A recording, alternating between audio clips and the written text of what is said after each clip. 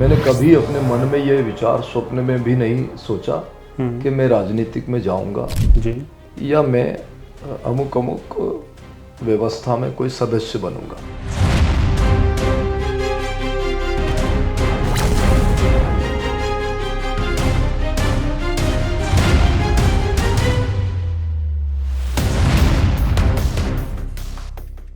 अभी कुछ बेरुपये भी घुस गए संतों में। क्या कुछ नाम लेना चाहेंगे? मेरा एक बड़ा आंदोलन चल रहा है, जाति पंथ संप्रदाय तोड़ें और राष्ट्र को जोड़ें।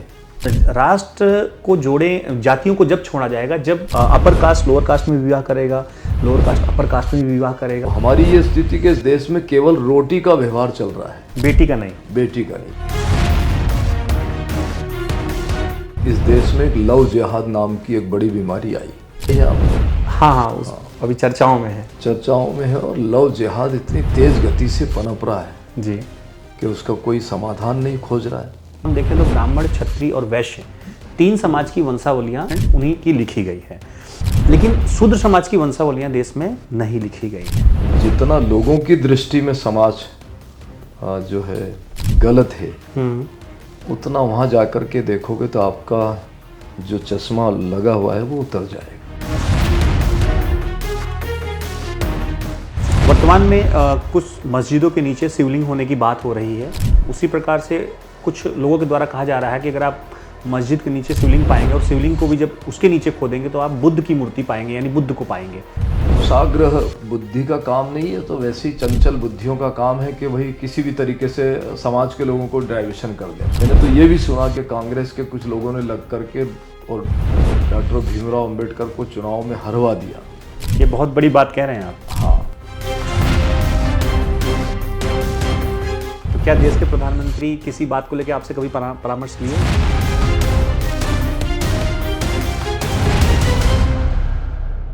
नमस्कार। आज के कुलवृक्ष पॉडकास्ट में हमारे साथ हैं बाल योगी उमेश नाथ जी महाराज।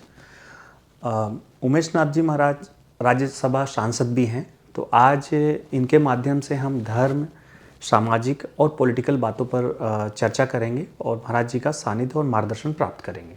प्रणाम जी, बहुत प्रणाम। जैसा कि आपकी जो पहचान है देश में सर्वविदित है, आप सभी आपको जानते हैं।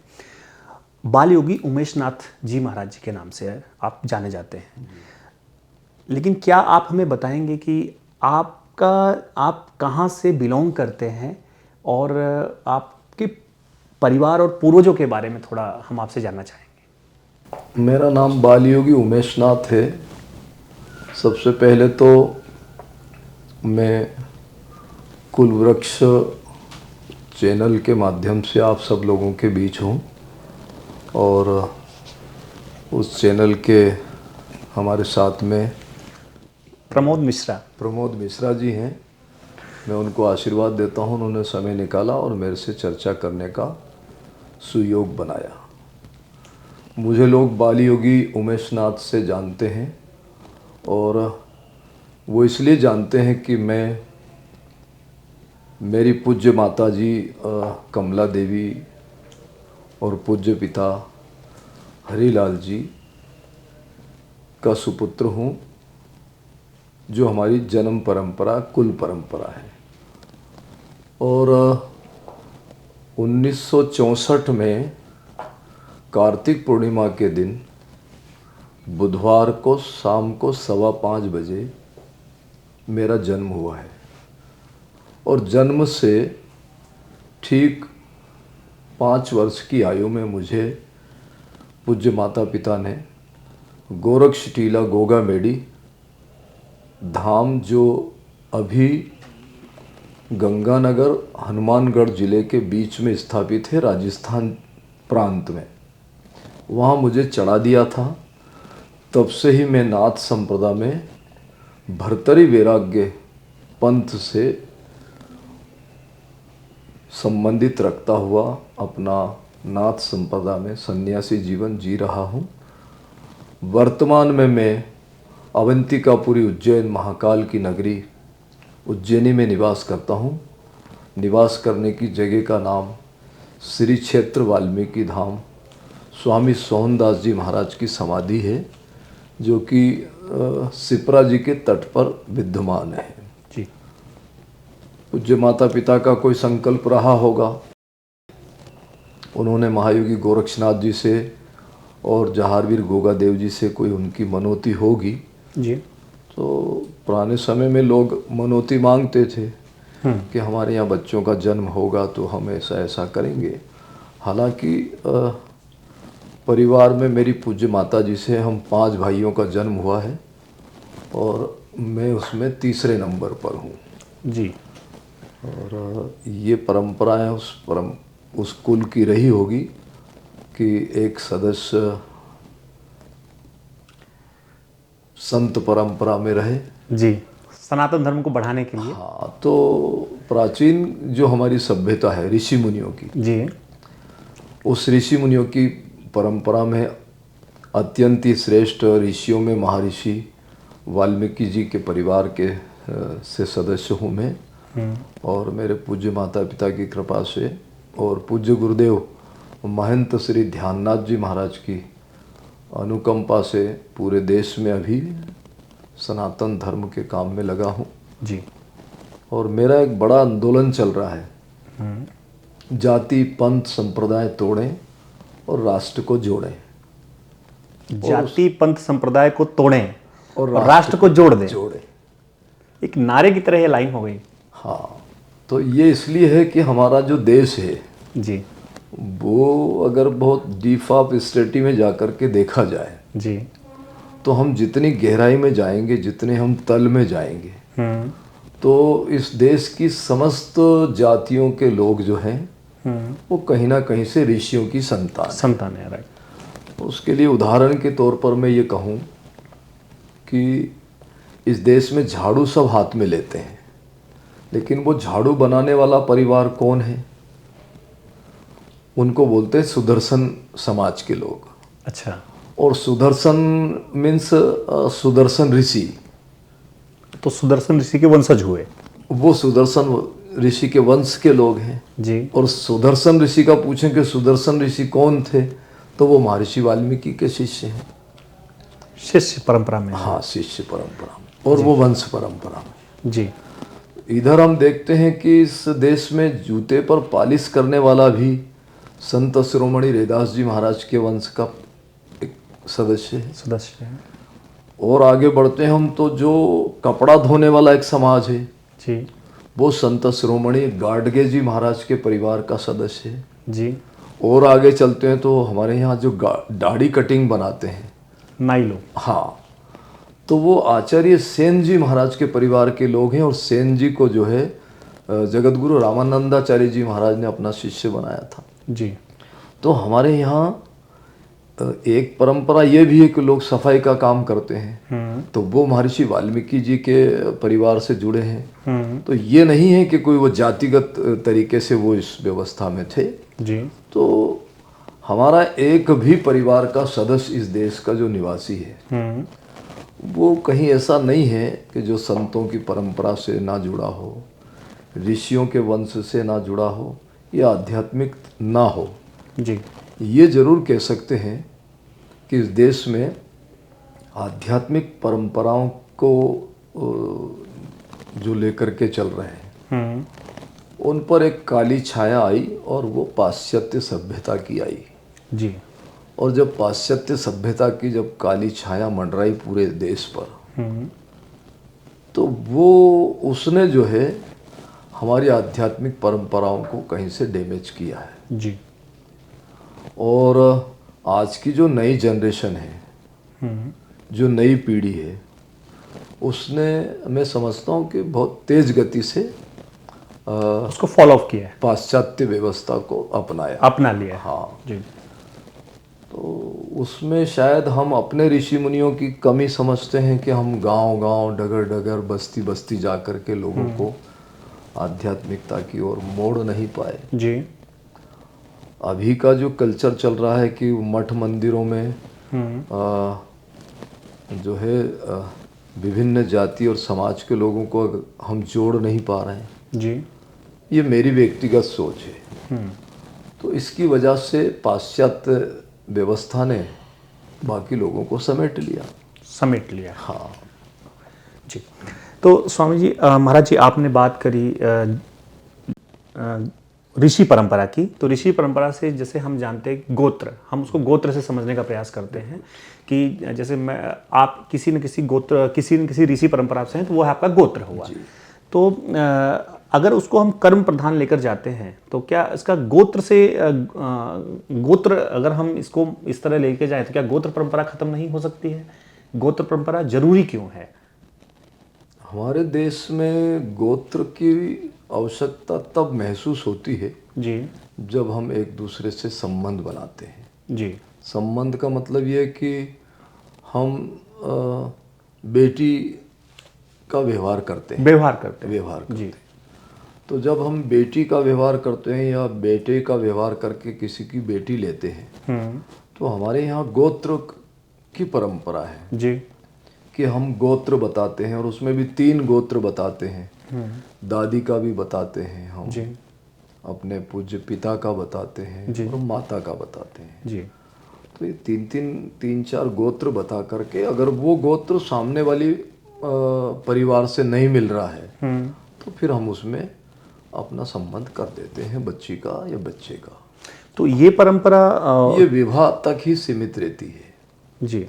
विवाह होने पर ये परंपराएं आज भी जीवित हैं, और जो समाज के जो पंच, पटेल, मुखिया, चौधरी वो दरी बिछा करके, एक जाजम जिसको बोलते हैं, वो उसमें नीचे बैठ करके ये निर्णय लेते हैं कि फलाने की बेटी का विवाह फलाने के बेटी से हो रहा है, और उसमें इनके 3 गोत्र ये हैं और इनके 3 गोत्र ये हैं। तो उसमें फिर पंच लोग ये कहते हैं कि हाँ ये गोत्र नहीं मिल रहा है किसी से जी। अर्थात ये है कि मान लें अपन कि शर्मा परिवार है तो शर्मा कौन? अच्छा, हाँ, वो भी शर्मा, ये भी शर्मा। तो बाकी लोगों को ये लगता है कि ये तो ब्राह्मण है। हाँ। लेकिन ब्राह्मण में भी ये गौड़ ब्राह्मण है, हाँ, सरूपारी है, ये सरूपारी है, कानकुब्ज है, ये कानकुब्ज है, या ये द्रविड़ है। हाँ, ऐसा जी। तो अब वो वाली व्यवस्था। और अगर हम बहुत और डीप में जाएं तो हमारे यहाँ जो है भील, कोल, द्रविड़ और नकुल, ये 4 एक व्यवस्था रही है इस देश की मूल जी। तो जातिगत व्यवस्थाओं में ये जो है हमारी गोत्रों की व्यवस्था रही, जिसमें उसको अटक भी बोलते हैं कई जगह पे जी जी जी, कि भाई ये अटक है, इस अटक से हमको पार नहीं होना है, उसकी बेटी हमको नहीं लेनी है ऐसा। तो जब आप बात कर रहे हैं कि सब जातियां हम राष्ट्र को जोड़े, हाँ, जाति को छोड़े, हाँ, तो आपको राष्ट्र को जोड़े, जातियों को जब छोड़ा जाएगा जब हम अपर कास्ट लोअर कास्ट में विवाह करेगा, लोअर कास्ट अपर कास्ट में विवाह करेगा, ये सब चीज़ें होंगी।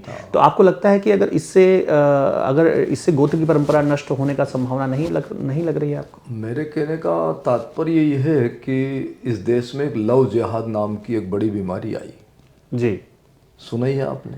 हाँ, अभी चर्चाओं में है। और लव जिहाद इतनी तेज गति से पनप रहा है जी कि उसका कोई समाधान नहीं खोज रहा है जी।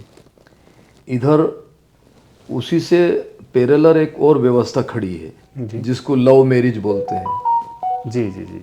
उधर लव जिहाद और इधर लव मैरिज। हाँ, तो हम इन दोनों को देखें तो इन दोनों की व्यवस्था में कहीं भी जाति को सुरक्षित रखने वाला विषय नहीं है, कहीं भी गोत्र को मिलाने वाला विषय नहीं है। तो इन दोनों के बीच में मैं एक बात बोलना चाहता हूं कि अगर इस देश के लोग लव जिहाद को भी वो कड़वी घूंट पी रहे हैं, इधर से लव मैरिज वाली भी कड़वी घूंट को पी रहे हैं, तो फिर जातिगत व्यवस्था को अगर बढ़ावा ना दे करके उसको विराम लगाना है तो हम रोटी और बेटी का व्यवहार चालू कर देना चाहिए। ये उसका समाधान है बीच का, दोनों व्यवस्था का जी। अब हमारी ये स्थिति के इस देश में केवल रोटी का व्यवहार चल रहा है, बेटी का नहीं चल रहा जी। और हम ये चाहते हैं कि अगर जब रोटी का व्यवहार चालू कर दिया हमने, हम किसी भी जाति के घर रोटी खा रहे हैं जी, रोटी वाले खाने में हमारा कोई भी अब संशय नहीं रहा, नहीं रहा है। संकोच नहीं रहा। नहीं। हम देखते हैं कि पार्टियों में जाते हैं रात को, डिनर पार्टियों में, जी तो कोई भी बना रहा है, कोई भी खिला रहा है, कोई भी हाथ डाल रहा है। जी। तो हम देखते रहते हैं। कभी कभी हम भी उस कार्यक्रमों में जाते हैं तो हम ये सोचते हैं कि ये तो बासुंदा हो गया है, हाँ ये तो अबड़ा गया है, हाँ, आप दूसरे कई लोगों ने छू लिया है। छू लिया है, जी। तो इसको कैसे ग्रहण करें। जी लेकिन वहाँ हमको ऐसा लगता है कि संगत और पंगत अगर एक हो गई तो भेद खत्म हो गया। खत्म हो गया। हमको ऐसा लगता है कि सब लोग पा रहे हैं, सब लोग आनंद ले रहे हैं, और एक जना कोई बनाने वाला है तो उसकी तरफ कोई ध्यान नहीं, कौन बनाने वाला है, कौन खाने वाला है। जी। तो अगर भोजन से ही अगर देश में समरसता होती तो फिर होटलों में खाने से ही हो जाती। जी बिल्कुल। होटल में कौन बना रहा है, किसने खिलाया, किसने खाया उस पात्र में, वो कोई विषय ही नहीं है। जी। तो जहाँ तक रोटी की बात है तो रोटी से इस देश में समन्वय नहीं होगा। नहीं होगा। मेरा व्यक्तिगत मानना ये है, और मैं स्वीकार भी करता हूँ, कि हमको रोटी का व्यवहार तो चालू हो गया, जी। हम बेटी का व्यवहार चालू करें। और उसमें ये हो सकता है कि हमको ये देखना है अपनी बेटी के लिए कि हमारी बेटी अगर किसी के घर जा रही है तो वो घर ठीक है कि नहीं, वहाँ का वातावरण ठीक है कि नहीं, जी। वहाँ की सोसाइटी कैसी है, जी। वो परिवार के लोग पढ़े लिखे हैं या नहीं, ये हम देख सकते हैं। जी। इतना तो चलेगा, बाकी जो है वो उसको विराम लगाएं। जी। तो महाराज जी देखिए कि जो गोत्र परंपरा हमारे ऋषि मुनियों द्वारा बनाई गई, जिसमें एक जेनेटिक ऑर्डर है। जी। हम विवाह करते हैं जब, तो हम क्यों चेक करते हैं, ताकि हमारी आगामी जो संतान है समगोत्री होने से, सेम डीएनए होने से, वो जेनेटिक डिसऑर्डर उसके अंदर यानी कोई भी तरह का प्रॉब्लम्स नहीं हो, जैसा आप तो क्या यह परंपरा जो है, क्योंकि आपने जैसा बताया कि कोई भी हमारे देश में निवासी है, चाहे वो वाल्मीकि समाज से हो, रैदास समाज से हो, किसी न किसी ऋषि का वंशज यानी किसी न किसी गोत्र से बिलोंग करता है। बिलोंग करता है। तो इसको क्या इस दिशा में ले जा सकते हैं कि आप इस गोत्र के हो इसलिए आप इन गोत्रों में विवाह कर सकते हो, यहाँ पे भी तो रोटी और बेटी का व्यवहार साथ में एक साथ हो सकता है ना? नहीं, वो तो पहले से हमारे महापुरुषों ने लागू किया था जी। लेकिन वो सीमाएं लांघ करके और हमारे देश के जो बेटा बेटी हैं, हाँ। उन्होंने इस सीमा को तोड़ दिया। जी। और जब उसको तोड़ दिया तो लव मैरिज चालू हो गया। जी। और लव मैरिज चालू हुआ तो माता पिता 3 महीने 6 महीने तक उस बेटी से अपना संबंध थोड़ा दूर रखते हैं। बाद में 7वें 8वें महीने में वो बेटी आ जाती घर पे जी। और एक नवासी हो जाती है जी। मतलब एक संतान हो जाती है। तो उनका जो मोह और जो सम्मोहन है वो पुनः स्थापित हो जाता है। जी। तो जब हम इतना कड़वा जहर पी सकते हैं तो फिर बाकी वाली व्यवस्था के लिए हमने ये कहा है कि जाति पंथ संप्रदाय तोड़े और राष्ट्र को जोड़े। तो अगर ऐसा लगता है कि ये संबंध जो हुआ है और इससे हमारी व्यवस्थाएं सब भंग हो गई हैं तो फिर तिलांजलि दे देना चाहिए उस पुत्र और पुत्री को। लेकिन ऐसा होता नहीं है। नहीं होता है। हाँ, तो जब नहीं होता है तो फिर जाति पंथ संप्रदाय को तोड़ देना चाहिए और राष्ट्र को जोड़ना चाहिए, राष्ट्र जुड़ा रहे जी, हमारी व्यवस्थाएं अपनी जगह रहे जी। बिल्कुल। हालांकि हम ये इस मामले को श्रेय नहीं दे रहे हैं जी, हम इसको जो है बढ़ावा नहीं देना चाहते, पानी डाल करके उसको बढ़ा नहीं रहे हैं जी। लेकिन जो आगे की जो एक व्यवस्था है हाँ, कि ऐसा होना चाहिए वो तो हो ही नहीं रहा है। पाश्चात्य इतना हावी हो गया कि अब हमारी सामाजिक जो परंपरा है वो सब धूमिल होती जा रही जी। कुछ हमारा कल्चर जो है वो किसी और ढंग का हो गया है जी। जबकि हमारे ऋषि मुनि संत महात्मा निरंतर समाज में जा रहे हैं, लोगों को समझा रहे हैं कथा कीर्तनों के माध्यम से, धार्मिक पुस्तकों के माध्यम से, लेकिन समाज किसी और दिशा में जा रहा है जी। तो इसलिए हमको समझौता करना है जी। तो महाराज जी जैसे कि बात हुई जाति वर्ण व्यवस्था की, तो आप भी अपने बाल्यकाल में किसी ने, क्योंकि आप संत बनने के बाद आपकी जाति नहीं रह गई, अब आप सर्व समाज के लिए हो गए, पूरे देश और पूरे विश्वव्यापी हो गए आप, क्योंकि आप अभी एक भगवत स्वरूप में आप हैं। लेकिन इसके पहले आप किसी न किसी परिवार से, जाति से बिलोंग करते हैं, अगर आप बताना चाहें हमें। नहीं, मैं वाल्मीकि कुल में पैदा हुआ हूँ जी। महर्षि वाल्मीकि ऋषि की जो संतान है जी उसी में मेरा भी जन्म हुआ है। जी और मैं गर्व से कहता हूँ कि मैं वाल्मीकि ऋषि की परंपरा का संत हूँ। जी। ये जरूर है कि मैं नाथ संप्रदाय से दीक्षित हूँ। और मैं नाथ संप्रदाय में हमारे यहाँ 12 पंथ होते हैं। जी उसमें से मैं भर्तरी वैराग्य पंथ का साधु हूँ। और मेरा मुख्य गुरु स्थान जो है गोरक्ष टीला गोगामेड़ी राजस्थान में विद्यमान है। जी आज भी मैं वहाँ जाता हूँ जी और वहाँ की व्यवस्थाओं को समझता हूँ। मैं रोट पूजा करता हूँ, मैं नाथ संप्रदाय की नाथ पूजा करता हूँ। जी और नाथ संप्रदाय की जितनी भी व्यवस्था है मैं उनको सबको आत्मसात करके उनको गंभीरता से पूरे सूझबूझ के साथ प्रातःकाल से सूर्य अस्त तक मैं उनको धारण करता हूँ। और उसी की वजह से मैं आज तक बड़ा संघर्ष करते हुए मैं देश के उच्च सदन तक पहुँचा हूँ, ऐसा मैं मानता हूँ। जी।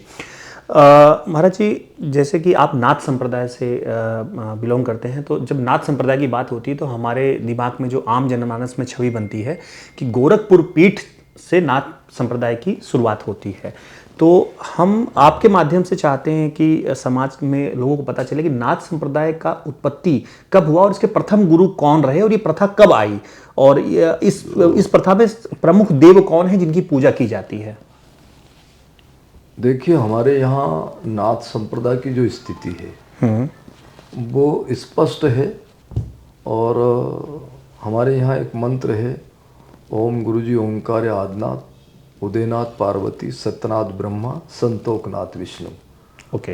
अचल अचम्यनाथ जिनका है शेषरूप गज बेली गज खंतरनाथ जी गणेश जी, ज्ञान पार के सिद्ध श्री चौरंगीनाथ जी, मत्स्य रूपी दादा श्री मच्छेंद्रनाथ जी, जी घटपिंड नेत्र शंभुजति गुरु गोरक्षनाथ जी। जी अर्थात हमारे यहाँ हमारा जो नाथ संप्रदाय है वो आदिनाथ उदयनाथ पार्वती अर्थात भगवान शंकर जी की परंपरा से भी पहले आदिनाथ हुए हैं। आदिनाथ जी और उदयनाथ जी अर्थात भगवान शंकर जी की जो व्यवस्था है। हम लोग सब शंभु दल के लोग हैं जी। भगवान शंकर जी हमारे इष्ट हैं जी भगवान शंकर जी के बाद में दादा गुरु मच्छेंद्रनाथ जी जी और शंभुजति गुरु गोरक्षनाथ जी।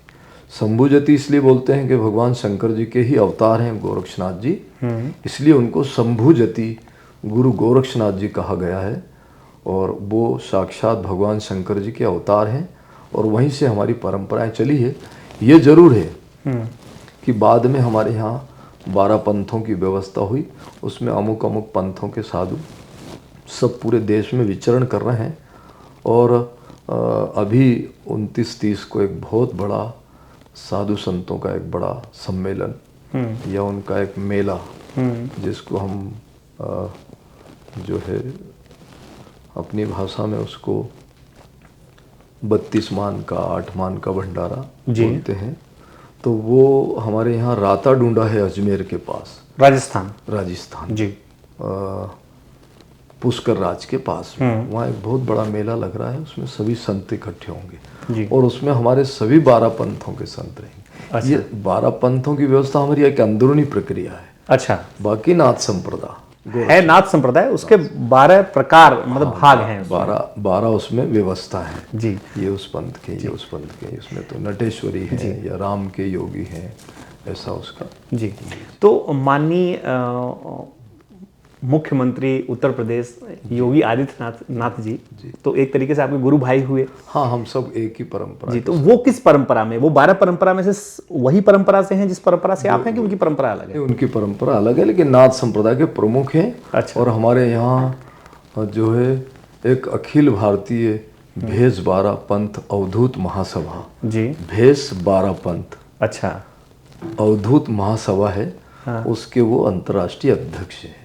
अच्छा। और हमारे सबके पूजनीय है, वो हमारे आराध्य हैं जी। और हमारा पूरा जितना भी जो संत समाज है हमारे नाथ संप्रदाय के उसके वो आराध्य हैं जी। जब वो आते हैं तो हमारा पूरा संत समाज आत्मीयता से उनका अभिनंदन करता वंदन करता है। वो हमारे पूजनीय है जी। ऐसा। तो गुजरात में गिरनार पर्वत में के नीचे एक आश्रम है शेरनाथ बापू का, शेरनाथ जी बापू, वह भी नाथ संप्रदाय से, वो भी नाथ संप्रदाय के, वो भी हमारे नाथ संप्रदाय के अति वरिष्ठ और सम्मानित वंदनीय संत हैं। तो महाराज जी, जैसे कि भारत इस वक्त बहुत सारे संप्रदाय हम देख रहे हैं, जिसमें प्रमुख संप्रदायों में वैष्णव संप्रदाय है, शैव संप्रदाय है, नाथ संप्रदाय है, और वर्तमान में स्वामीनारायण संप्रदाय भी गुजरात में बहुतायत बड़ी संख्या में है। तो आपको लगता है कि हम जातियां खत्म कर दें और बहुतायत संप्रदाय बन रहे हैं, इस पर आपका क्या सोचना है, आपकी राय क्या है? देखिए, हमारे नाथ जो इस देश की जो परंपरा है वो ऋषियों की है जी। और प्रत्येक ऋषि महात्मा ने अपनी अपनी व्यवस्थाएं चलाई है। और जैसे हम देखते हैं कि दिल्ली के लिए अनेकों रास्ते हैं जी। बम्बई के लिए अनेकों रास्ते हैं जी। ऐसी हमारे ये एक आध्यात्मिक मार्ग है जो अपने अपने महापुरुषों ने अलग अलग तरीके से अपने अपने सेवकों को अपने अपने अनुयायियों को बताए हैं जी। और सभी का लक्ष्य एक है और लक्ष्य यही है कि रिसाइकलिंग से बचना है, पुनरपि जन्म से बचना है और आऊँ नहीं जाऊँ मरूँ नहीं जन्मूँ जी। ऐसा निश्चय किया है। और 83,99,999 जो जन्म है जी। वो लेकर के मनुष्य की देही प्राप्त होती है तो उसको सार्थक करना है। तो ये एक अमुक प्रक्रिया है और इन सभी प्रक्रियाओं से देश के सभी मानव समाज के लोग अपने जीवन को कृतार्थ करने का काम करते हैं और हमारे संत महापुरुष भी यही बताते हैं जी। और उसमें कोई भी बड़ा और छोटा नहीं मानते हम लोग। संत तो संत होता है। ये जरूर है कि अभी अभी बीच में कुछ व्यवस्थाएं ऐसी लागू हुई कि जिससे संत समाज के प्रति लोगों का रुझान कम भी हुआ, डर भी लगने लगा अनजान लोगों का।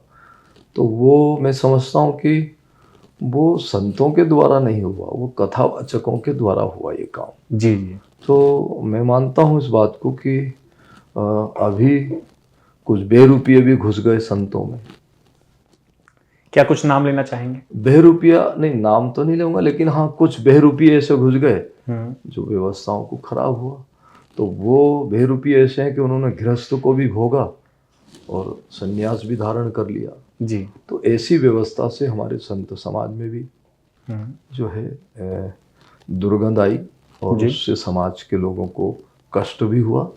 लेकिन हमारे देश की अखाड़ा परिषद और अमुक जो व्यवस्था है उन्होंने बहुत गंभीरता से विचार भी किया है, निर्णय भी लिए हैं और उस निर्णय पर वो खरे भी उतरे हैं जी। यहाँ तक कि हमारे यहाँ अखाड़ा परिषद के ऐसे ऐसे निर्णय हुए हैं कि जो तथाकथित लोग थे उनको जेल भी कराई गई है। हाँ ऐसा तो ये सब निरंतर होता रहता है और इस मामले में अखाड़ा परिषद और हमारे संत महात्मा हमारे अपने अपने पंथ के जो प्रमुख हैं वो बहुत जागृत हैं और चैतन्य हैं और रोकते हैं, रोकथाम करते भी हैं।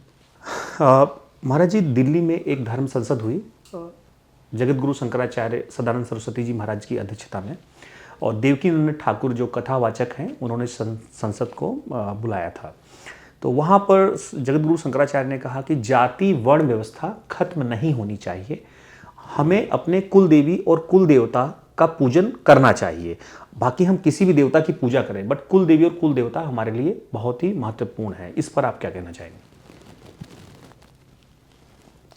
एक समय निर्धारित था जब जाति और वर्ण और ये सब इस देश में सुरक्षित भी था और चलता भी था जी।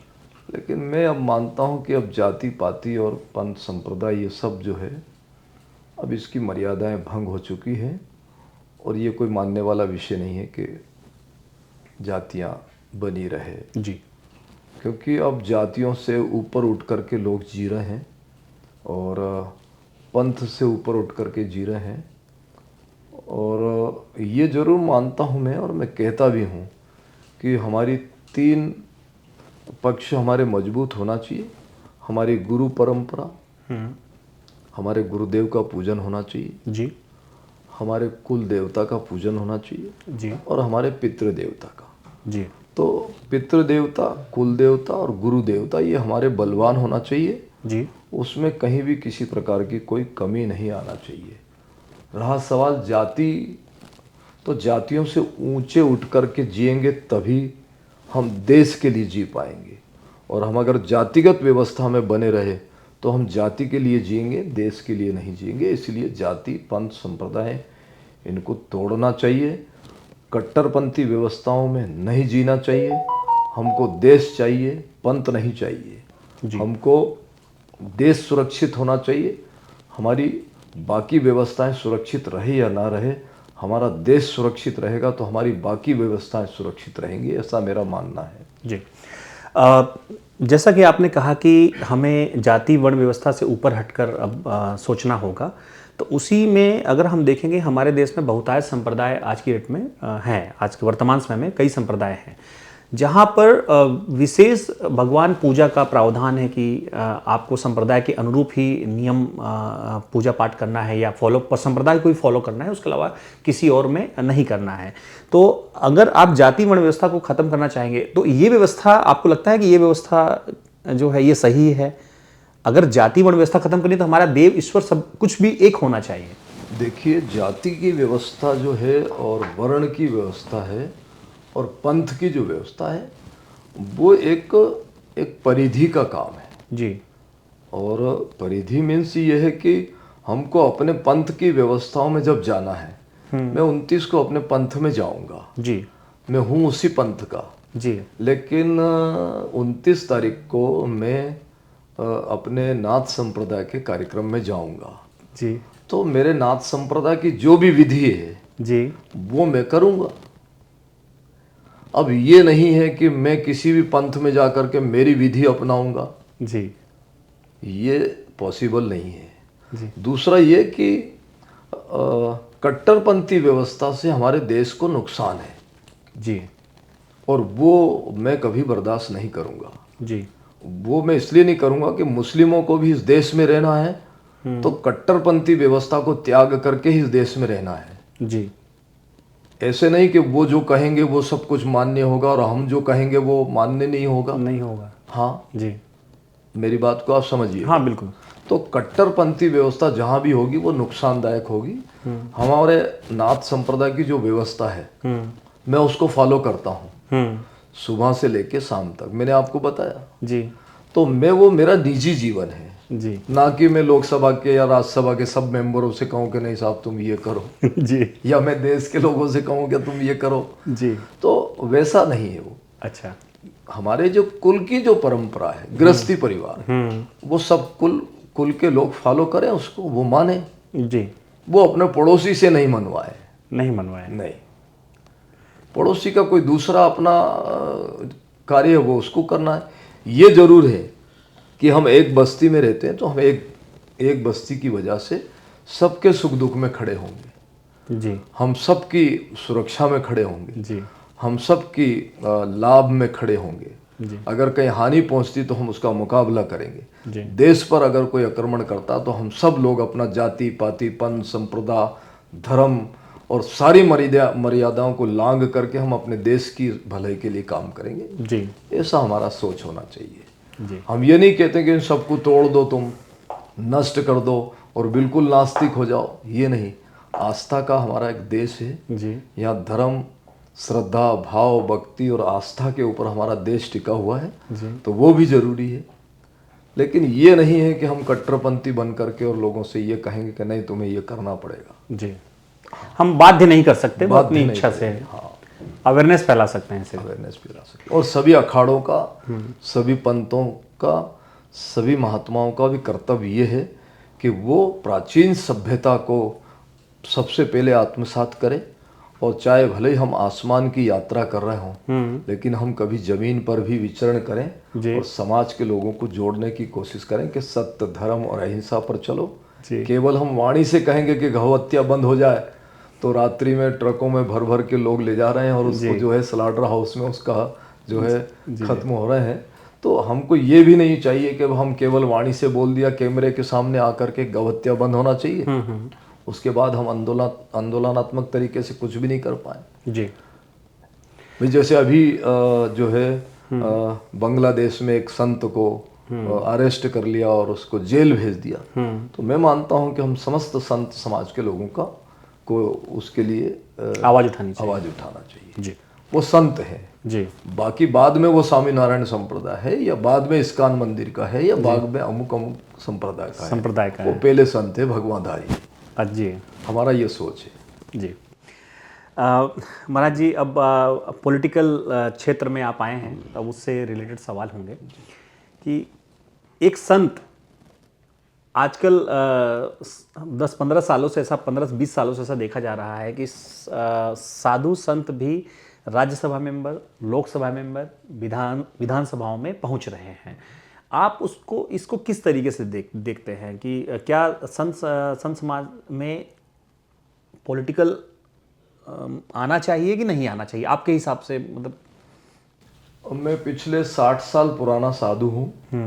सन 1964 से साधु जीवन जीता हूँ जी और मैं समझता हूँ कि मैंने 60 सेकंड भी संन्यास से विपरीत कोई व्यवस्था को नहीं सोचा। जी मैंने कभी अपने मन में ये विचार स्वप्न में भी नहीं सोचा कि मैं राजनीतिक में जाऊंगा जी या मैं अमुक अमुक व्यवस्था में कोई सदस्य बनूंगा। मेरे मन में कभी ये भाव नहीं था। लेकिन यह है कि प्रारब्ध कर्म है या प्रभु की इच्छा है जी। और ये भी कह सकते हैं कि इस देश के यशस्वी प्रधानमंत्री माननीय नरेंद्र मोदी जी का जो प्रकट वाला विचार है कि सबका विकास, सबका साथ, सबका विश्वास, सबका साथ, जी सबको जोड़ करके चलना, तो शायद मैं ये मानता हूँ कि सब में संत भी आता है। जी वो अलग तो है जी। नहीं। तो संत को भी, सन्यासियों को भी उन्होंने विश्वास में लिया है और वाणी से नहीं, उनको साथ लेकर के चलने का भी उन्होंने भाव प्रकट किया है। तो हमने देखा कि अयोध्या की जो 1000 साल की जो समस्या थी जी जिस पर 500 साल तक इस देश के तमाम साधु सन्यासियों और विभिन्न मठ मंदिरों के महापुरुषों ने संघर्ष किया, तो अभी जब उसका भूमि पूजन हुआ तो तमाम देश के लाखों की तादाद में संतों को माननीय मोदी जी ने साथ लेकर के उसका भूमि पूजन किया, उसका लोकार्पण कराया। और आज मैं ये मानता हूँ कि सबका विश्वास में संतों का विश्वास भी उनके ऊपर टिका हुआ है जी। और उन्होंने इस देश के अनेकों संतों को अपने साथ लेकर के देश के लिए काम करने का भी एक मार्ग अपनाया है। तो उसमें जो देश के लिए काम करना चाहता है वो उनके साथ खड़ा है जी। प्रत्यक्ष को प्रमाण की आवश्यकता नहीं, मैं उनके साथ खड़ा हूँ और देश में जो है हम काम करने के लिए एक साथ खड़े होकर के सनातन की व्यवस्था और सनातन की सुरक्षा के लिए काम कर रहे हैं। तो महाराज जी, क्या ऐसे कार्य हैं जो आपको लगता है कि आप राजनीति में आ चुके हैं और अब आपके माध्यम से समाज में होने चाहिए? प्रमुख ऐसे कुछ मुद्दे अगर आप बताना चाहें। देश में अभी जो राजनीतिक क्षेत्र में कुछ असामाजिक तत्व धीरे धीरे आने लगे जिनका सोच ये रहा कि हम अमुक पद पर चले जाएं और उससे धन अर्जित करें जी। तो मैं समझता हूँ कि वो व्यवस्थाओं को अब धीरे धीरे खत्म करने की शुरुआत हुई है जी। और साफ सुथरी छवि के लोगों को राजनीतिक में लाया जा रहा है और राजनीतिक में लाने का केवल और केवल ये मकसद है कि यह देश सनातन का देश है, यह देश ऋषि मुनियों का राष्ट्र है, यह देश स्वच्छ और साफ सुथरी व्यवस्था अर्थात सत्य, धर्म और अहिंसा पर चलने वालों का देश है जी। तो इस देश को जो 70 साल में नहीं मिला जी। वो 10 साल में उपलब्ध कराने का प्रयास किया जी। माननीय मोदी जी ने, और प्रयास नहीं सफल प्रयास किया। धारा 370 खत्म हुई तो अंतिम से भी अंतिम पंक्ति के लोगों को भी ऐसा लाभ मिला जैसे वो बरसों की जेल से छूट करके और स्वतंत्र जीवन जीने लगा जी। ऐसा। और दूसरा, हमारे इस देश के जो हमारी परंपराओं के जो आस्था के केंद्र हैं वो सब सुरक्षित हुए जी। और हमारा संविधान सुरक्षित हुआ, संविधान के निर्माता को सम्मान मिला और जिन लोगों का 70 साल से मिसयूज किया जा रहा था जी। उनका दुरुपयोग किया जा रहा था। मैं मानता हूं कि हमारा उपयोग होना चाहिए जी। लेकिन हमारा दुरुपयोग नहीं होना चाहिए। तो 70-80 साल से इस देश में गरीब और शोषित और पिछड़े वर्ग और जितनी भी जो जो व्यवस्थाएं इन्होंने बनाई थी उन सब का मिसयूज किया और उनको आज तक कोई ऐसा लाभ नहीं मिल पाया। तो मैं समझता हूँ कि उनको अब जो है स्वतंत्र रूप से जीने का अधिकार भी मिलेगा। जी। और जहाँ माननीय मोदी जी बैठे हैं या माननीय राष्ट्रपति जी बैठी हैं या इस देश की अमुक हस्तियाँ बैठी हैं, वहाँ अंतिम पंक्ति का आदमी भी बैठा है जिसको इन्होंने अंतिम पंक्ति बताया। जी। तो माननीय मोदी जी ने उसको प्रथम पंक्ति में लाने का पूरा सफल प्रयास किया। जी। और वो लोकसभा और राज्यसभा में हमने देखने को मिला कि एक सफाई कर्मचारी परिवार का सदस्य भी राज्यसभा का सदस्य है जी। और सफाई कर्मचारी परिवार का सदस्य भी लोकसभा का सदस्य है। जी। और एक जूता पे पॉलिश करने वाला भी राज्यसभा का सदस्य है और लोकसभा का सदस्य है। जी। एक दाढ़ी कटिंग बनाने वाला या झाड़ू फेरने वाला या झाड़ू बनाने वाला जी। या अमुक अमुक परिवार के जो लोग हैं हमारे जो देश में निवास करते हैं, उन सभी परिवारों के प्रतिनिधि दोनों सदनों में अपना अपना उपस्थिति दर्ज करा रहे हैं और उनके साथ एक जैसा सामान व्यवहार है। एक जैसा? हाँ, एक जैसा व्यवहार है, ऐसा मैं मानता हूँ। तो महाराज जी, जैसा कि हमने पढ़ा और सर्च किया आपके बारे में, तो हमने देखा कि आप कांग्रेस की जब गवर्नमेंट हुआ करती थी तभी भी आप उनके राज्य दर्जा प्राप्त मंत्रियों में आप थे। सन 1992 के आसपास आप 8 राज्यों के भी प्रतिनिधि के रूप में रह चुके हैं, कई अवार्डों से आप सम्मानित हैं। तो क्या आपको आज की वर्तमान सरकार में और पहले की सरकार में क्या ऐसा अंतर दिखता है आपको कि जो पहले नहीं था और आज ही है? देखिए, साधु संतों को सम्मान देने की प्रक्रिया हमारे देश में सबकी रही है जी। और उन दिनों में उन लोगों की सरकार थी, उन्होंने सम्मान दिया जी। तो सम्मान कोई राज्य मंत्री का या किसी मंत्री का नहीं था जी। वो तो बस सम्मान था कि ये राज्य के अतिथि हैं। अतिथि। हाँ जी। और हमारे देश के बहुत बड़े बड़े संत महात्मा जो कि विरक्त संत श्रोमणी वामदेव जी महाराज जी। और उनके साथ बहुत सारे संत जो हमारी अखिल भारतीय संत समिति की जो व्यवस्था थी उससे जब अयोध्या से एक यात्रा निकली, जाति पंथ की तो नहीं थी वो, लेकिन उसमें यह था कि जप योग महाअनुष्ठान यात्रा, तो वह अयोध्या के विषय को लेकर के निकली थी। तो वो अयोध्या से चालू होकर के 8 प्रांतों का भ्रमण करके वापस जो है अयोध्या में समापन हुई थी। जी। तो उस यात्रा को राजकीय सम्मान अमुक अमुक स्टेटों के मुख्यमंत्रियों द्वारा दिया गया था। उसमें कोई ये व्यवस्था नहीं थी कि वो मुख्यमंत्री कौन पार्टी का है। जी। ऐसा उसमें तो सभी पार्टियों के थे। आसाम भी गए हम। अच्छा। उस टाइम हम उड़ीसा भी गए, केरल भी गए और उसमें हम उत्तर प्रदेश भी गए, उसमें हम महाराष्ट्र भी गए, बिहार भी गए, झारखंड भी गए, गुजरात भी गए और अभी सभी राज्यों का दौरा करके हम वापस अयोध्या पहुँचे। तो वो कोई ऐसा एंगल नहीं था, लेकिन ये ज़रूर कहूँगा कि उस टाइम सभी संतों को जो सम्मान दिया जा रहा था उसमें मुझे भी सम्मान था। जी। तो उस वक्त भी आप वाल्मीकि समाज के लिए ही कार्य कर रहे थे? उस टाइम तो बस केवल सम्मान था, ऐसा कोई उसमें मुझे कोई ऐसी गजिस्टेड पावर नहीं थे कि मैं उनका कोई भला कर दूँ या ऐसा। जी। आज आप पावर में हैं? हाँ, पावर तो भगवान का है, लेकिन ये ज़रूर है कि मैं राज्यसभा सदस्य हूँ जी। और जो भी कुछ मेरे द्वारा या माननीय प्रधानमंत्री जी से मैं अनुरोध करके या सदन से सहमति लेकर के जो भला समाज के लोगों का होगा उसको करने का पूरा प्रयास करेंगे। उसमें कहीं कमी और कोई कोताही नहीं बरतेंगे। जी। तो महाराज जी, ये बताएं आप कि राजनीति में धर्म का जो वर्तमान में समावेश चल रहा है, आपको यह दूरगामी कैसा लग रहा है? क्या ऐसा नहीं लग रहा है कि धर्म की आड़ में भी कुछ जनहित के मुद्दे वाकई दबे हुए हैं, धर्म और हिंदुत्व में वो दब गए हैं और सिर्फ ये चल रहा है? आपका इसमें आपका पर्सनल व्यू आप क्या है इसमें? मैं आपको पर्सनल भी बताऊं और सर्वव्यापक भी बताऊं कि हमारे देश की ऐसी व्यवस्था रही है जी कि इस देश के जितने भी राजा थे जी वो सब ऋषि मुनियों और संतों के सानिध्य में आकर के बैठते थे। जी। संतों और ऋषि मुनियों से वो परामर्श लेते थे, संतों और ऋषि मुनियों का आशीर्वाद लेते थे। जी। और वही पैटर्न पर देश के प्रधानमंत्री चल रहे हैं, उसमें कुछ नया नहीं है।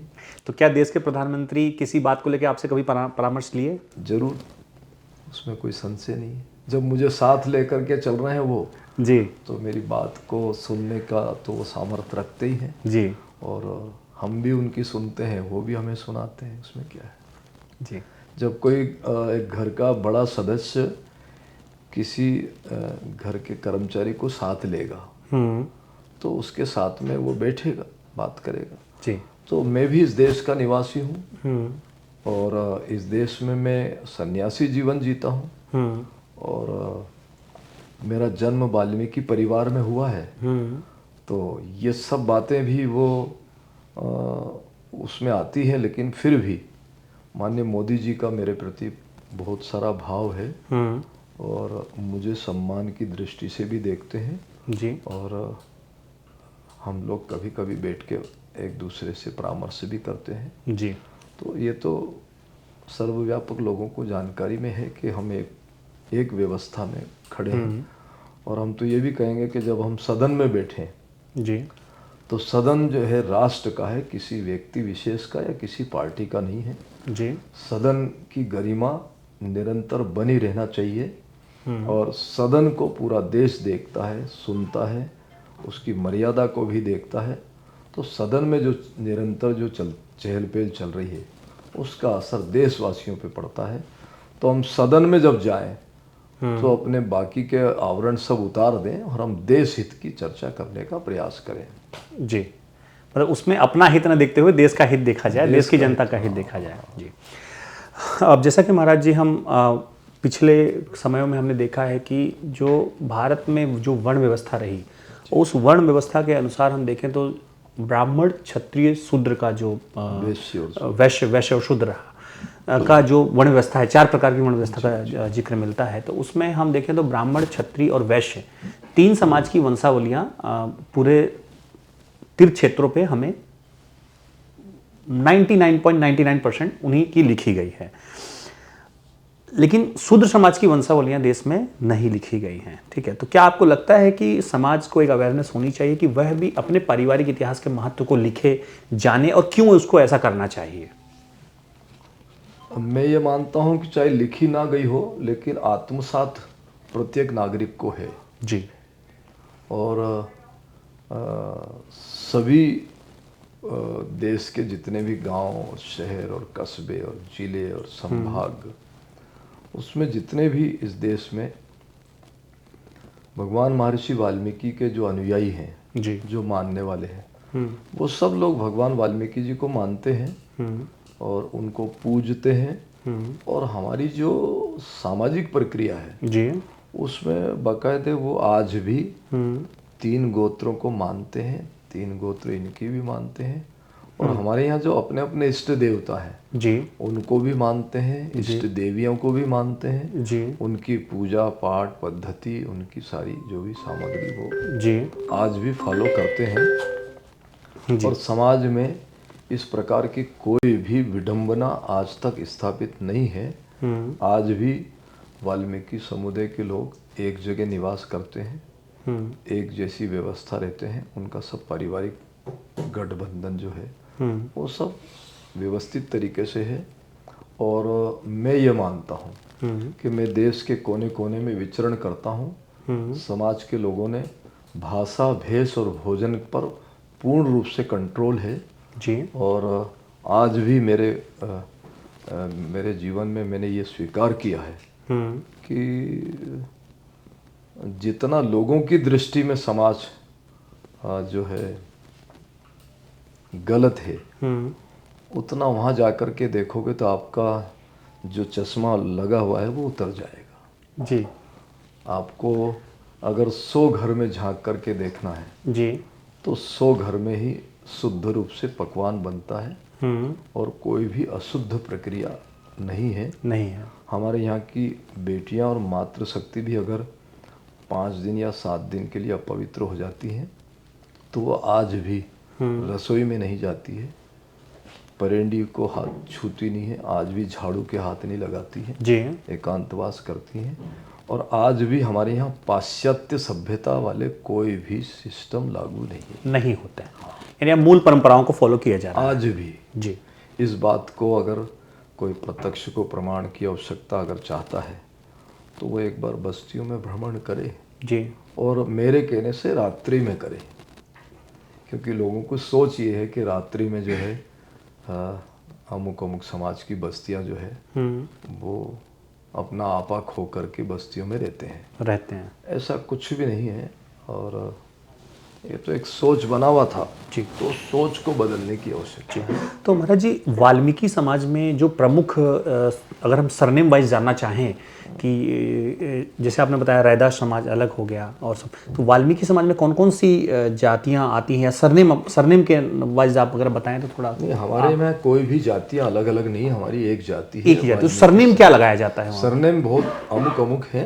हाँ, सरनेम जाति नहीं होती है, सरनेम जाति टाइटल है वो एक अटक है कि वो सरनेम है। जैसे मान लें कि पन्ना लाल जी मकवाना है, ओके, हाँ, या फलाना चंदेल है जी, और अमुक मीणा है जी, या अमुक जो है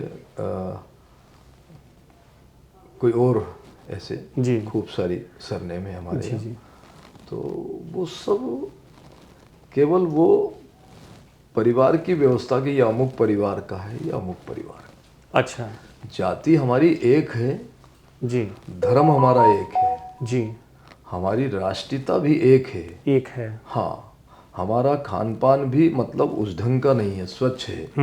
और हमारी जो बेटी व्यवहार की जो व्यवस्था वो भी एक है जी, मतलब जाति की व्यवस्था एक है, और हमारे जो सबके जो रीति नीति नियम जो है वो भी सब एक जैसे हैं। अच्छा, कोई बहुत बड़ा अंतर नहीं है, नहीं है। हाँ, ऐसा कुछ भी नहीं है। मतलब हमारे यहाँ जो व्यवस्था है कि अगर जैसे शादी में 5 तेल चढ़ाए जाते हैं, हल्दी लगाई जाती है, या गठ जोड़ा बांधा जाता है, वो गठ जोड़ा हमारे कुल देवता पे जाकर के खुलेगा, तो वो सारी व्यवस्था एक जैसी है जी। हाँ, हमारे कुल देवता का पूजन होता है, गणेश जी का पूजन होता है, खनमिंटी होती है, बाकायदे वो सारी कलश की स्थापना होती है, कलश भर के लाते हैं, मंडवा बनता है। तो ये सारी व्यवस्था तो वही है जो उच्च वर्ग में भी होती है। मैं आपको एक बात बताऊं कि वर्ग जो है ऊंच और नीचा नहीं मानते हैं जी, वो तो हमारे सनातन धर्म की प्रक्रिया है जी। और सनातन को जीवित रखने वाली जातियां, ये सब जातियां ही तो हैं। आज भी वो उस पैटर्न पर चल रही हैं, और बाकायदे वो रात्रि जागरण होता है, उनके देवी देवताओं को जागरण करके और उनको जगाया जाता है कि हमारे यहाँ यह पूजन हो रहा है जी। फिर उसके बाद में खन मिट्टी खोद के लाते हैं, फिर उसके बाद चाग भात होता है, फिर उसके बाद कलश की स्थापना होती है, फिर उसके बाद घड़े भर करके वो जल लाते हैं, उसके बाद में जो है मंडप की व्यवस्था होती है। ये सब बहन बेटियां सब करती हैं जी। हल्दी पूजन होता है, हल्दी पूजन करके हल्दी लगाई जाती है, तेल चढ़ाए जाते हैं, फिर बड़ा तेल कौन सा होता है, छोटा तेल कौन सा होता है, ये सारी व्यवस्थाएं होती है जी। तो इसमें अलग क्या दिख रहा है? नहीं, अलग तो कुछ है नहीं। अच्छा, फिर उसके बाद में गठ जोड़े का बंधन होता है जी। फिर वो गठ जोड़ा जो है अमुक जगह जा कर के खुलेगा तो वो उनके कुल के जो देवी देवता हमारे वहीं जाके खुलेगा वो, जी। अलग कुछ भी नहीं है। जी। ये जरूर होता है कि एक गरीब है एक अमीर है, किसी के पास बहुत धन है किसी के पास थोड़ा धन है, तो वो समेट करके अपनी व्यवस्थाओं को कर लेता है, लेकिन करता उसी प्रकार से नियम कानून सनातन के सभी जगह एक ही सभी है। सनातनी जी, जी, जी, जी। सनातन से परे कोई भी व्यवस्था नहीं है, सब सनातन के अंदर आते सब हैं। सनातन। वो आप गणेश जी का पूजन करते हैं तो ये भी गणेश जी का पूजन करते हैं। जी, जी, जी। ऐसा कोई अलग से नहीं है। वो भी मिट्टी के घड़े में जल ला करके मंडवे के नीचे रखते हैं, आप भी मिट्टी के घड़े में रखते हैं। ऐसा तो कोई सोने का पात्र तो लाएंगे नहीं। तो हम भी जो है बांस और वो आम की पत्तियां ला करके और मंडवा बनाते हैं। बहन बेटी परिवार के लोग जो मंडवा ढकते हैं, बाकायदे वही घोड़े पे चढ़ करके आके तलवार से तोरण मारता है, बाकायदे वही 7 फेरे होते हैं जी। वो इधर भी वही 7 फेरे होते हैं, कोई अलग से तो कुछ है नहीं। जी। अलग अलग राज्यों में महाराज जी दलित समाज, वाल्मीकि, अलग अलग समाज को साधने के लिए अलग अलग विंग्स काम कर रहे हैं, जिसमें उत्तर प्रदेश से इस वक्त देखा जाए, जैसे मायावती के जो उत्तराधिकारी के रूप में इस वक्त चंद्रशेखर रावण भी अपनी समाज को साधने में, इस साधने में लगे हुए हैं। और उन्होंने ये संबंध उठाया था कि रोटी का व्यवहार चलता है, बेटी का क्यों नहीं चलेगा, जैसा कि आपने भी कहा कि इसका व्यवहार भी होना चाहिए। तो आप इसको किस तरीके से देखते हैं कि वह बाबा साहब को मानते हैं, बौद्धिज्म को मानते हैं, तो इसको आप किस तरीके से देखते नहीं, हैं? हम सनातन की प्रक्रियाओं को कहीं भी खंडित नहीं करेंगे। जी। सनातन में महर्षि वाल्मीकि जी ने रामायण की जो रचना की है जी। उसमें 100 करोड़ श्लोक लिखे हैं। 100 करोड़? जी। जी। महर्षि वाल्मीकि जी ने जो लिखा है रामायण में वो संसार की समस्त पुस्तकों में लिखा है। जी। और जो महर्षि वाल्मीकि जी ने नहीं लिखा वो संसार की किसी पुस्तक में नहीं लिखा, ऐसा हम मानते हैं। जी। और योग वासिष्ठ की रचना की है महर्षि वाल्मीकि जी ने। जी। महारामायण की रचना की है महर्षि वाल्मीकि जी ने। उसको सरल भाषा में तुलसीदास जी ने आम जनता तक पहुंचाने का काम किया। तो ये तो चलता ही आ रहा है। जी। किसी के बस का काम नहीं कि भाई संस्कृत को समझे, तो उसको हिंदी में रूपांतर कर दिया, उसको सरल भाषा में कर दिया। जी। तो महर्षि वाल्मीकि जी ने जो लिखा है हम उसकी तोड़फोड़ नहीं करेंगे। जी। जो ऋषि मुनियों की परंपरा है उसको हम तोड़फोड़ नहीं करेंगे।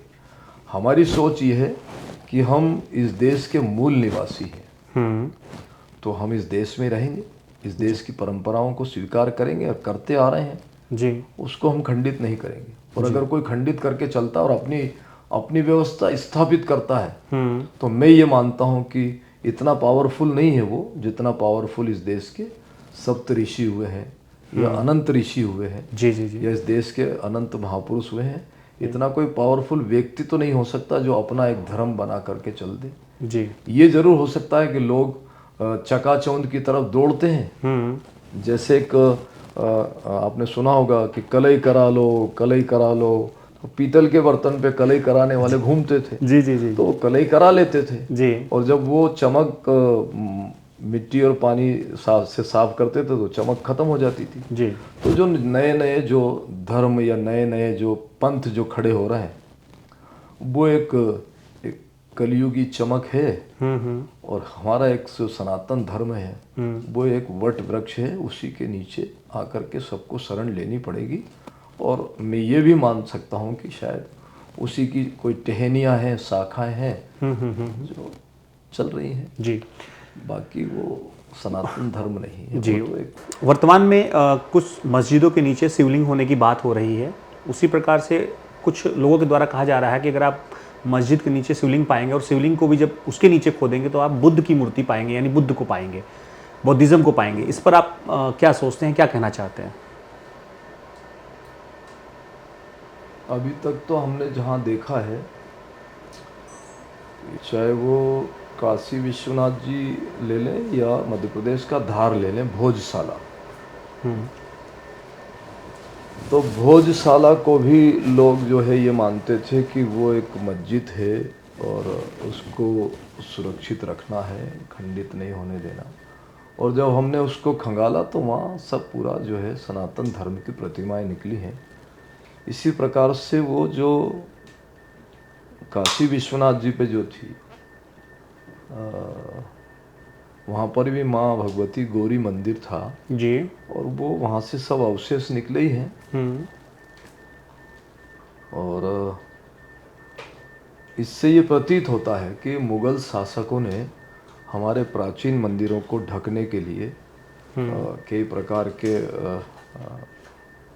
जो है प्रकल्प जो है अपनाए गए और उसमें हमारे अपने प्राचीन अवशेषों को दबाया गया था। और अगर किसी को ऐसी शंका होती कि नहीं उसके नीचे भी खोदा जाए जी, तो क्या दिक्कत है। वो एक कुछ ऐसा एक ऐसी कोई थर्मामीटर लगाए वो जी, कि भाई यहाँ पर जो है जी, अमुक जगह पर धन गड़ा हुआ है, जी, तो एक बार वो धन निकाल करके बता दें। जी, प्रत्यक्ष को प्रमाण की आवश्यकता नहीं रहेगी, प्रत्यक्ष तो प्रत्यक्ष है। तो साथ ही मैं ये भी कहूँगा कि अभी का जो समय चल रहा है जी, उसमें समाज जो है डाइवर्शन हो रहा है। जी, जो है गलत दिशा पर ज़्यादा जाने की कोशिश करता है। जैसे अभी हमने देखा कि साहब पूरे देश में कह दिया गया कि साहब ये तो संविधान को ही बदल देंगे। हाँ हाँ हाँ। तो लोगों की सोच जो थी, अब यहाँ पर क्या है कि नेगेटिव और पॉजिटिव चलता है जी। तो अभी इस देश में पॉजिटिव की स्थिति भी एकदम ऐसी खतरनाक हो गई थी कि सब लोग चाह रहे थे कि हम तो नेगेटिव आ जाएं। भाई जब कोरोना चला तो लोगों का सोच पॉजिटिव से हट के नेगेटिव की तरफ चला गया था। जी। तो भगवान से प्रार्थना करने लगे कि हे प्रभु मैं नेगेटिव आ जाऊं बस। जी। तो पॉजिटिव का अस्तित्व खत्म हो गया। जी। तो लोगों की जो सोच जो नेगेटिव बना दी गई है, विशेषकर बीजेपी के लिए कि साहब ये अगर सत्ता में आ गई तो जो है भारत का संविधान ही बदल देगी। जी। अब भारत का संविधान जो है बदलने वाली चीज तो है नहीं। मैं आपसे कहूं कि गीता को कोई बदल दे जी। तो गीता को कौन बदलेगा? जी। कोई कहे कि साहब रामायण को बदल दो जी। या शास्त्रों को बदल दो या पुराणों को बदल दो, वेद को बदल दो, उपनिषदों को बदल दो, व्याकरणों को बदल दो, स्मृति को बदल दो। तो मैं सोचता हूँ कि ये कोई कुशाग्र बुद्धि का काम नहीं है, तो वैसी चंचल बुद्धियों का काम है कि वही किसी भी तरीके से समाज के लोगों को डाइवर्शन कर देना है, अपने पद से हटा दो, उसका पद भटका दो, उसको भ्रमित करो और भ्रमित करके अपना उल्लू सीधा करो। जी। तो अभी तक ये होता आया कि साहब वो बीजेपी की सरकार अगर आई तो सबसे पहले उसका कदम ये रहेगा कि वो संविधान बदल देगी। जी। जबकि संविधान के जो निर्माता हैं उनको व्यवस्थित तरीके से सुरक्षित रखने में भारतीय जनता पार्टी की पूर्ण भूमिका रही है। जी। पहले भी रही। मैंने तो ये भी सुना कि कांग्रेस के कुछ लोगों ने लग करके और डॉक्टर भीमराव अंबेडकर को चुनाव में हरवा दिया। जी, ये बहुत बड़ी बात कह रहे हैं आप। हाँ, तो ये तो बात लोगों को पता ही नहीं लगी जी कि साहब ऐसा भी कुछ हुआ। जी। तो जब कुछ बात यथार्थ जब तक लोगों तक पहुंच ही नहीं पाएगा तो वो तो लोग कहेंगे ही सही। तो भ्रमित करने की जो प्रक्रिया हमारे देश में निरंतर बनी हुई है, कुछ असामाजिक तत्व लोगों को भ्रमित करते ही रहते हैं और भ्रमित करके समाज के लोगों को जो है भ्रमित करके और अपना कार्य सिद्ध कर लेते हैं। जी। इसलिए मैं तो आपके चैनल के माध्यम से देशवासियों को ये कहूँगा कि वो तटस्थ रहें और संकल्पित रहें और साथ ही अपनी बुद्धि पर जो है पूर्ण विश्वास करें, क्योंकि परमात्मा ने सबको बुद्धि दी है, सबको मस्तिष्क दिया है। किसी की बुद्धि 20% चलती है, किसी की 30 चलती है, किसी की 50 चलती है और किसी की 100% भी चलती है बुद्धि। तो जिसकी बुद्धि 100% चलती है वो देश की भलाई के लिए काम करता है जी। और जिसकी बुद्धि 20% चलती है वो अपने लिए सोचता, अपने बच्चों के लिए सोचता, अपने परिवार के लिए सोचता है। जी। तो महाराज जी, इसी में भारत के दो ही प्रमुख दल हैं, भारतीय जनता पार्टी और कांग्रेस। तो जैसा कि एक प्रधानमंत्री मोदी जी के बाद एक चर्चा हो रही है कि देश का प्रधानमंत्री कौन बनेगा, तो उसमें दो नाम प्रमुखतः सामने आते हैं। मैं दो नाम बताऊंगा, आप उसके बारे में क्या सोचते हैं, अपनी आप राय रखेंगे। कि पहला नाम आता है कि माननीय योगी आदित्यनाथ जी, जिनकी सर्व मान्यता है, हर राज्य में उनको मतलब पसंद करते हैं लोग। दूसरा नाम अगर देखें विपक्ष की तरफ से तो राहुल गांधी जी का आता है। तो आपके हिसाब से 2029 का प्रधानमंत्री आपको कौन लग रहा है? देखिए, ये विषय एक ऐसा विषय है जो इस विषय पर हाँ और ना कहना मुश्किल का काम है। लेकिन मैं सन्यासी जीवन जीता हूँ तो ये ज़रूर कह सकता हूँ कि अभी देश भारत माननीय नरेंद्र मोदी जी के प्रति पूर्ण श्रद्धावान है, उनके कार्यकाल से संतुष्ट है और हम सब लोग चाहते हैं कि हम उनके नेतृत्व में काम करते रहें और देश को सनातन की सुरक्षा में हम उसमें खड़े हों जी। और हम सब लोग उनके साथ खड़े होकर के देश में काम कर रहे हैं। हमारा नेता अगर सुरक्षित है तो हम सुरक्षित हैं, हमारा नेता अगर इस देश के लिए खड़ा है तो हम भी खड़े हैं। हमारा देश का जो नेता है वो केवल हमारे पार्टी का नहीं है, वो पूरे देश का सर्वमान्य नेता है। जी। और उस नेता की के प्रति श्रद्धा भारतीय लोगों की को छोड़ कर के भी पूरे विश्व के लोगों की श्रद्धा विश्वास माननीय नरेंद्र मोदी जी के प्रति बना हुआ है। उसके लिए कोई किंतु परंतु की बात है नहीं। और मैं अभी तो ये कुछ भी नहीं मानता कि साहब देश का प्रधानमंत्री किसको बनाया जाएगा। 2029 की बात हो रही है। कुछ नहीं, 29 हो या 30 हो या 35 हो, जी। तो माननीय नरेंद्र मोदी जी के प्रति सबकी श्रद्धा है और सबका विकास, सबका साथ और सबका विश्वास उन्हीं के प्रति है। 5 प्रमुख नाम मैं आपके सामने रखूंगा और मैं चाहूंगा कि एज ए संत, आप पॉलिटिकल बाद में हैं, किसी पार्टी के बाद में, पहले आप देश के संत हैं, तो आप अपनी राय को रखेंगे 5 नामों के लिए। तो मैं पहला नाम बोलूंगा आपके सामने, प्रधानमंत्री श्री नरेंद्र मोदी जी। नरेंद्र मोदी जी ने सर्वभौमतु सुखिना को अपनाया है और वो उसमें सार्थक सिद्ध हुए हैं। राहुल गांधी। राहुल गांधी के प्रति इस देश के युवाओं की भी सोच उचित नहीं है। माननीय योगी आदित्यनाथ। वो एक सन्यासी जीवन जीते हैं और सनातन को साथ लेकर के देश की भलाई का काम करते हैं। असदुद्दीन ओवैसी।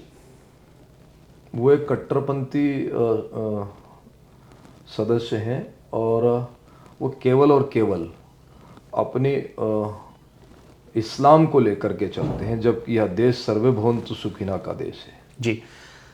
मोहन भागवत जी।